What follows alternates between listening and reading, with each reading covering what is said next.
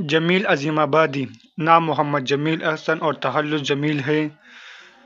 7 جنوری 1924 کو عظیم آباد پٹنہ بہار میں پیدا ہوئے۔ عظیم آباد میں پٹنہ یونیورسٹی سے بی.کام اور ایچ.ایم.بی کیا اور وہیں ڈاک اور تار کے محکمے سے منسلک ہو گئے۔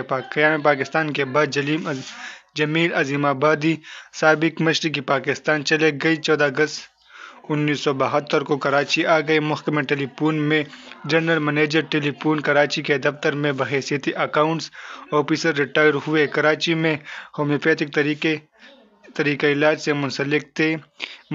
9 مئی 2011 کو اس دار فانی سے کوچ کر گئے۔ ان کی تصانیف کے نام یہ ہیں: دل کی کتاب، غزلیات، دوحہ سنسار، دوحہ وحدت و مدحت، حمد و نعت، المدثر، الرحمن، گل ساہ برگ، آب و سراب، گلہائے سدانگار، روایت کے قیدی، افسانوں کا مجموعہ۔